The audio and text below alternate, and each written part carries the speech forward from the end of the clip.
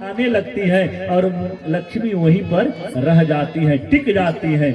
और इसीलिए आप दरिद्रता के लिए द्वार पर ही लोग नींबू और मिर्चा टांग देते हैं। वो जोग टोटका नहीं है। लोग कहते हैं कि टोटका किया गया, टोना है।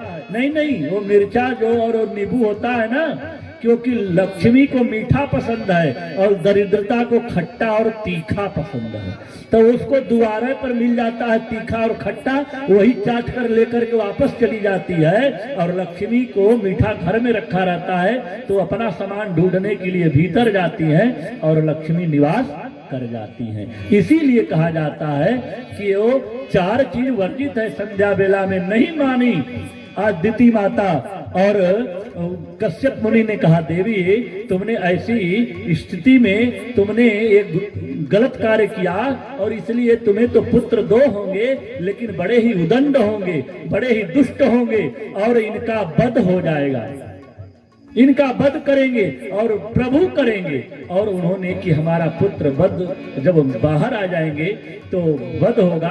तो इस भय से माता दिति ने 100 वर्ष तक अपने गर्भ को पेट में अपने भीतर ही धारण करके रखा, बाहर नहीं निकलने दिया। अब हाहाकार मच गया, चारों ओर अंधेरा छा गया, वो रक्त की वर्षा होने लगी, हाहाकार मचने लगा, सब लोग भयभीत हो गए। देवताओं ने कहा, प्रभु अब लगता है कि अब पृथ्वी तूफान आने लगा। सर्वत्र कहीं भी लग रहा था कि पृथ्वी अब विनाश की ओर जा रही है। तब कहा, ब्रह्मा के पास गए, ब्रह्मा के पास लोग गए, देवता लोग। देवताओं ने कहा कि प्रभु क्या होगा, क्या होगा अब प्रभु यह बताइए कि क्या ये पृथ्वी अब रसातल में जाएगी, अब प्रभु अब इस सृष्टि का विनाश कर देंगे। इस तो कहा नहीं, ऐसी बात नहीं है। ब्रह्मा ने कहा कि ये जो दिति माता के गर्भ में जो दोनों बालक पल रहे हैं, उनका प्रभाव है, उनका प्रताप है।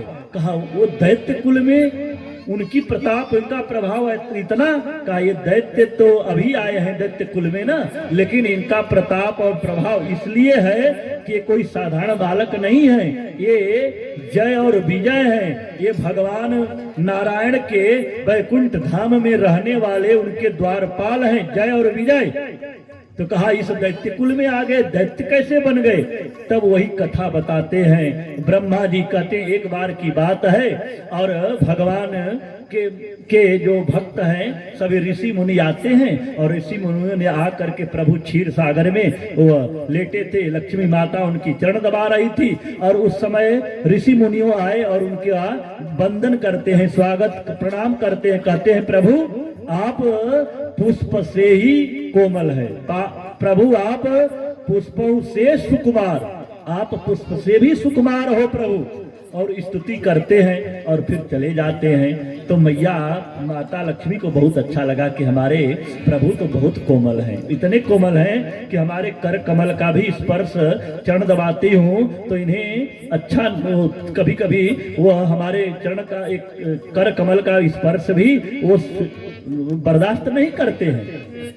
तो कुछ दिन के बाद फिर वही ऋषि मुनि आते हैं और कहते हैं कि प्रभु आप वज्रहु से हो कठोर। यह सुन करके माता लक्ष्मी को आश्चर्यचकित हो गई, कही अरे यही आए हैं और ये आकर के कहे कि आप कोमल हैं और इस बार आकर के कह रहे हैं वज्र से भी कठोर है प्रभु।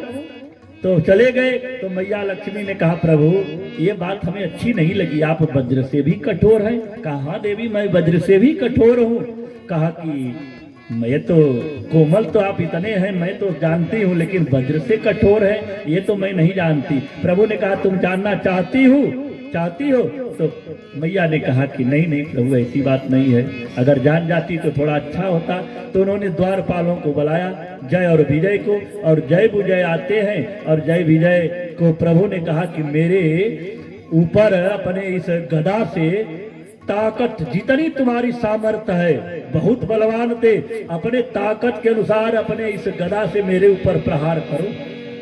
अब उन्होंने कहा जय और विजय ने कि प्रभु हम आप पर प्रहार करेंगे, हम आपके वो दास हैं और दास स्वामी पर प्रहार करेगा, ऐसा नहीं हो सकता प्रभु, आप क्षमा करें, मैं ऐसा नहीं कर सकता हूँ, नहीं कर सकते हम।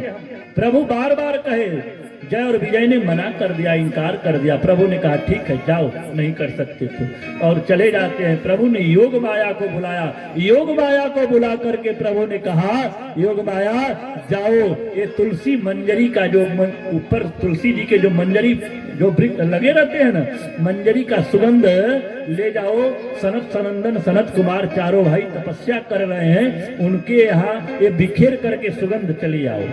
और योग माया जाती है, बिखेर करके सुगंध आती है। जब सुगंध तुलसी मंजरी का हुआ तो जो ध्यान में थे चारों भाई, उनका ध्यान टूटा और कहे भैया बहुत दिन हो गया, चलो भगवान का थोड़ा दर्शन कर लें, वैकुंठ धाम चलते हैं। और चारों भाई आते हैं, और आते हैं तो वहां पर जय और विजय ने रोक दिया। कहा खबरदार, कहाँ जा रहे हो?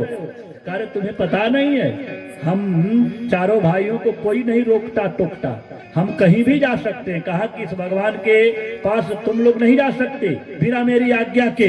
कहा हमें किसी की आज्ञा लेने की जरूरत नहीं है, हम तो इसी तरह जाएंगे आएंगे इस पूरे ब्रह्मांड में। कहा कि अगर इसी तरह जाओगे तो हम काहे को हैं, खबरदार नहीं जा सकते।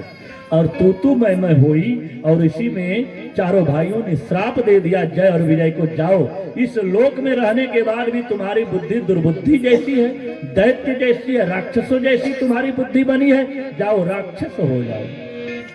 और जय विजय रोने लगे। कहा रे आप लोगों ने क्या किया, हमें श्राप दे दिया कि हम पृथ्वी पर जाएं, हम राक्षस बन जाएं। हम तो भगवान के सदा निकट रहने वाले हैं, हम भगवान के भक्त हैं, कैसे हम दूर जाएं? भगवान भी आ गए। भगवान ने कहा कि अब तो तुम्हें जाना पड़ेगा, क्योंकि ये जो संत का ऋषि का श्राप है, ये तो भोगना पड़ेगा, तुम्हें तो दंड मिलेगा ही। तो उन्होंने कहा प्रभु हम कैसे जाएं, हम क्यों जाएं, आपके बिना हम रह नहीं सकते हैं। और बार बार कहा कि जाओ, और हमें प्रेम से नहीं भजोगे तो द्वेष से भजोगे, और द्वेष से भी भजोगे तो तुम हमें फिर 3 जन्म के बाद यहाँ आ जाओगे। वही दोनों जाते हैं। पहले जन्म में वह हिरण्याक्ष और हिरण्यकशिपु होते हैं, दूसरे जन्म में वह रावण और कुंभकर्ण होते हैं, तीसरे जन्म में दंत्रवक्र और शिशुपाल होते हैं। और प्रभु ने फिर उनका वध करते हैं। तीसरे जन्म के बाद फिर वही जय विजय भगवान के पास आते हैं, और वही जय विजय रोते हुए भगवान के चरणों में लौट करके कह रहे हैं कि प्रभु आप हम कहाँ जाएं? कहते हैं कि आज प्रभु को कि जहाँ ले चलोगे वही मैं चलूं।